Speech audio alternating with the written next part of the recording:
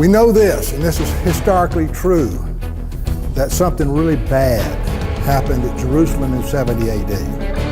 There was tremendous carnage there. It was under siege for several months without food and water, and they cut off everything that Romans did. These are very malicious people, and they have no regard for these people in Jerusalem. Whether they're Christian or not, they're going to kill them all. It's very important that these people, these Christians, had this escape. And they did escape because they listened to Jesus Christ, who told them about salvation. Of course, eternal salvation, we know that he took care of that, but he's taking care of their timely salvation right now. His grace is. His words told them what to watch for and where to go when it happened. They had an understanding that the people did not have who were following the high priest, the Sanhedrin, and the people who thought that they were in control of the Jews in Jerusalem. So it was very important that this be kept secret and that the people in Jerusalem not find out a thing about it. And that was the reason they were using coded language. The Jews, the Christian Jews especially, used this kind of language to communicate with one another because they didn't want anybody to find out what they were doing, or what they were about, how they were going to get out of there.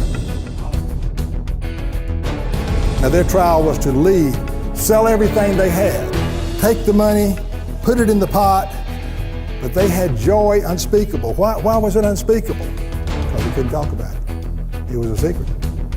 If the high priest or anybody had found out what they were doing and what their plans were, it would all be over.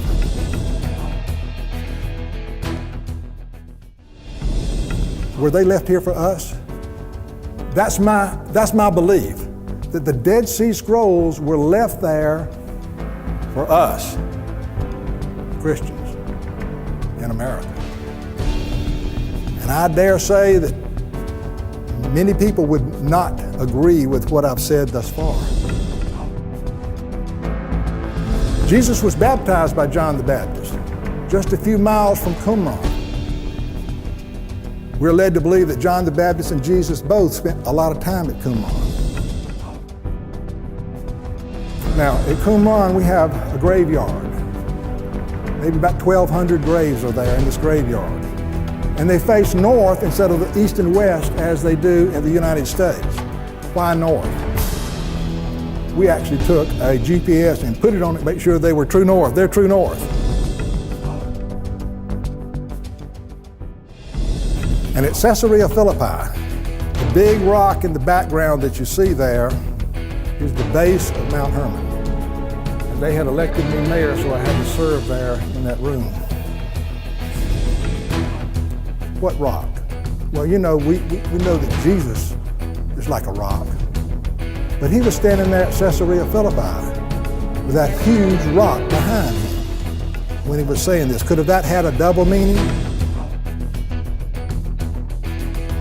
These remains are an awesome sight.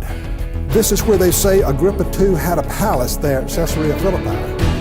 And these are the foundation, these are the remains of it. But I don't think Agrippa II had the cash to do what I'm looking at here. This is magnificent right here, what we're looking at. These foundations, only a very, very wealthy man, in my opinion, could have done this. Being an engineer, I've looked at a lot of structures built a lot of different ways. This is powerful stuff we're looking at here. Agrippa II may have built on these foundations, but one much greater than he built here first, I believe.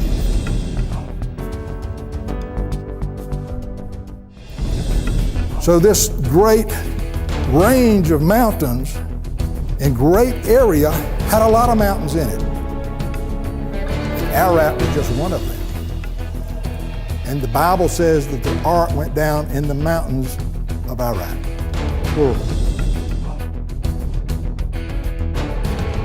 This is God's holy mountain. This is where the ark came down, where Jesus was transfigured, where his face shone as the sun. That would be bright. This is approximately the same location that Paul was blinded on the road to Damascus and then taken to the third heaven. My, oh my, what's that? Up there on top, there's this sunken area, and wet places still remain from the snow. But this is a huge area in here. We stood right there,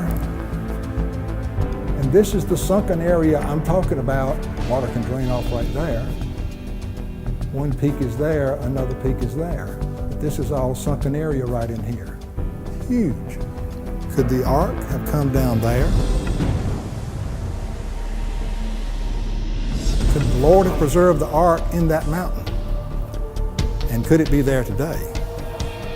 And could it have been the place where the children of light went to? Elder Randall there is surveying the sunken area, looking at it from all different ways. All the paths that we've traveled lead here, and we're close.